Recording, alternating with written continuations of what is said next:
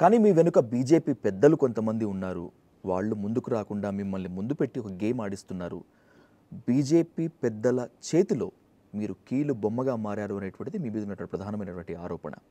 అది ఆరోపణ పూర్తిగా ఖండిస్తున్నాను. తప్పుడు అభిప్రాయం, ఆధారాలు లేకుండా మాట్లాడడం తప్పు. నేను తెరిచిన పుస్తకంలా జీవిస్తూ ఉన్నాను. నిత్యం నేను ఎక్కడికి ప్రయాణిస్తానో ఓపెన్గా ఉంటుంది. అలాగే నా దగ్గర డైరీ ఉంటుంది. నాతో నిత్యం జనాలు క్యారీ అవుతూ ఉంటారు.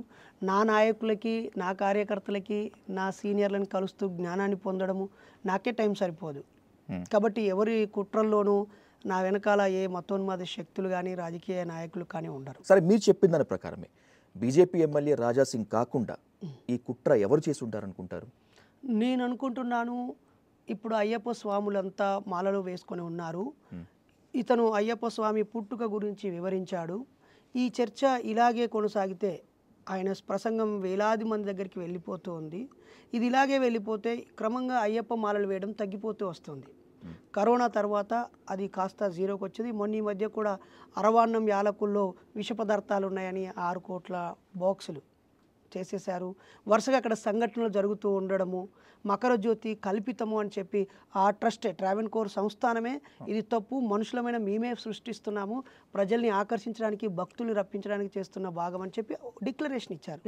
ఆ తర్వాత మహిళలు కూడా మేము ప్రవేశిస్తామని కోర్టు తీర్పులు ఇవ్వడము, వెళ్ళడము, ఆ తర్వాత అయ్యప్ప స్వామి మాల వేసుకున్న వాళ్ళు కొన్ని పొరపాట్లు చేస్తూ మీడియాకి దొరికిపోవడము, అలా భక్తి చులకనైపోతూ తగ్గిపోతూ వస్తుంది. ఈ భక్తి తగ్గిపోవడం వల్ల భక్తి ఆధారంగా చేసుకొని రాజకీయాలు చేసే వాళ్ళకి, భక్తి ఆధారంగా చేసుకొని వ్యాపారం దోపిడీ చేసే వాళ్ళకి ఇది నష్టం చేసే అంశం. కాబట్టి ఈ సందర్భంలో తిరిగి అయ్యప్పలను ఆర్గనైజ్ చేయాలని, అయ్యప్ప పుట్టుక గురించి తెలిస్తే అది కల్పితం అంటే ఆటోమేటిక్గా అక్కడికి వెళ్ళడం మానిపోతూ ఉంటాం కదా. ఇప్పుడు పత్రిజీ మీద ఒక సంఘటనలు, డేరా బాబా మీద ఒక సంఘటనలు, ఏదైనా బాగా పాపులర్ అయిన ఒక బాబా, ఈవెన్ సత్యసాయి బాబా అంతర్గత భవనంలో కూడా 9 హత్యలు జరిగిన అంశము. మీలాంటి జర్నలిస్టే, పింగిల్ దశరథం లాంటి వాళ్ళే అవన్నీ మనకు బయటికి చేసి పెట్టారు. విజయ విహారం లాంటి పత్రికల్లో కూడా బలంగా వ్యాసాలు వచ్చాయి. కాబట్టి ఏదైనా ఒకటి బలహీనం అవుతూ ఉన్నప్పుడు అది బలహీనం అవడం వల్ల నష్టపోయే వాళ్ళు దాన్ని ఈ షిరిడి సాయిబాబా కంట్లోంచి తేనె గారుతుంది, ఇక్కడ మా వినాయకుడు పాలు తాగుతున్నాడు, అక్కడ లింగం చుట్టూరంగా ఒక పాము తిరుగుతుందంటే అది సంచలనం అవుతుంది. ప్రజల ఆలోచనలు డైవర్ట్ చేస్తారు. దాని లోటుపాట్లు చర్చించే స్కోప్ ఇవ్వద్దు అనే ఉద్దేశంతో మతం ఆధారంగా చేసేటువంటి వ్యక్తులు దీన్ని హైలైట్ చేయడము, కుట్ర చేయడం చేశారని మేము అనుకుంటున్నాం. 2 నిమిషాలు ఆ వీడియో గురించి మాట్లాడుకుందాం. ఓకే. ఆ వీడియోని నేను చూశాను, కొన్ని లక్షల మంది చూశారు నరేష్. దీన్ని ఎలా సపోర్ట్ చేస్తారో నాకు ఇప్పుడు స్పష్టంగా తెలియాలి. అయ్యప్ప స్వామి పుట్టుక గురించి చాలా వెకిలి మాటలు మాట్లాడారు మీరు. 2 మగవాళ్ళు కలిస్తే పుట్టారని, శివుడు పబ్జీ గేమ్ ఆడుతున్నాడని, మేకప్ రూమ్లోకి వెళ్ళి మేకప్ వేసుకున్నాడని, ఇంకేదో రాయలేని పదజాలం కూడా వాడారు. అండ్ బై సేమ్ వే మీరు ఊ అంటావా మామ, ఊహు అంటావా మామ అనేటువంటి ఒక పాటను పెట్టి మీరు చేశారు. ఏంటి మీకున్న అర్హత ఏంటి, మీరేంటి, అసలు మీరు ఎట్లా అంత వెకిల్హాస్యం చేస్తారు?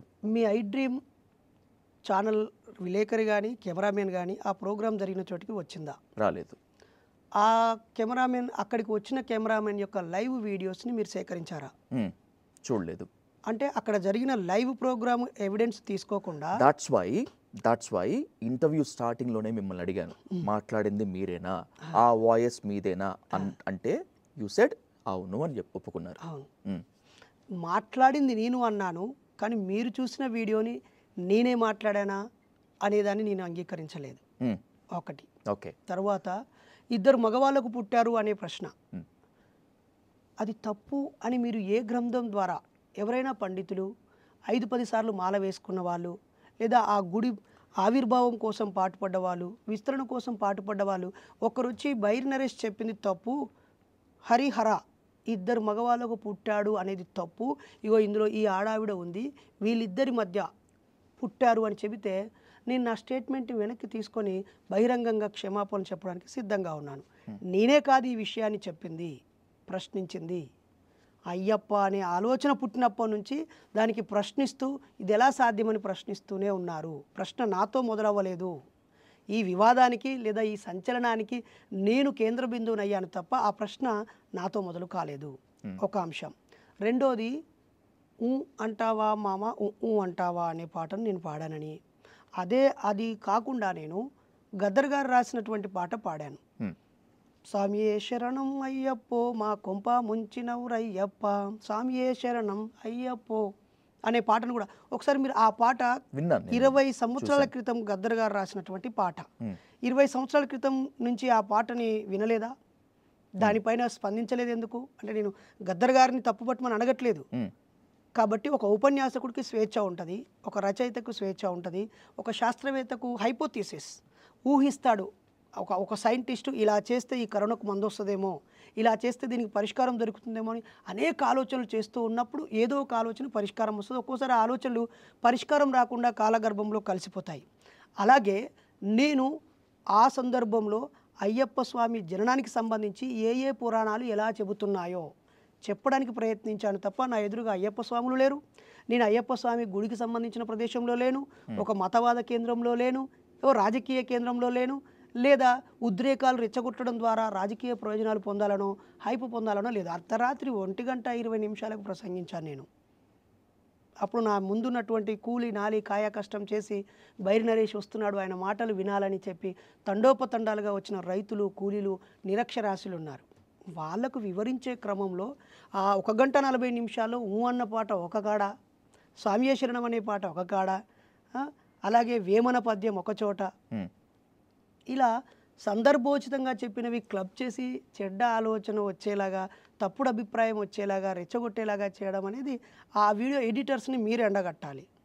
లేదా ఆ పేరుతో, ఆ ఇజం పేరుతో పనిచేసే ట్రస్ట్ వాళ్ళని, అయ్యా నరేష్ చెప్పిందా, మీకు మనోభావాలు దెబ్బతిన్నాయా, మీరు కేసు పెట్టారు, కోర్టు చట్టం చూసుకుంటుంది, అది ఎంతవరకు నిజమో, అందులో ఒకవేళ రాజ్యాంగాన్ని అతిక్రమించినట్టుగా కానీ ఈ నేరానికి ఇంత శిక్ష అంటే నేను దాన్ని అనుభవించడానికి సిద్ధంగా ఉన్నాను. కానీ నిజం గురించి మాట్లాడలేదు కదా. చెప్పండి, మీరు ఒక డిబేట్ పెట్టండి, అయ్యా ఎలా పుట్టాడు, ఒక అయ్యప్ప గురించే కాదు, sorry to ask this question to you, ఏ దేవుడైనా ఎలా పుట్టాడు, ఐదర్ అల్లా అయినా ఎలా పుట్టాడు, ఏసై అయినా ఎలా పుట్టాడు, ఏ దేవుడైనా, 33 కోట్ల దేవతలే కాదు, ఇప్పుడు కొత్తగా పుట్టుకొస్తున్న అందరి దేవుళ్ళ గురించి లెట్ వి డిస్కస్.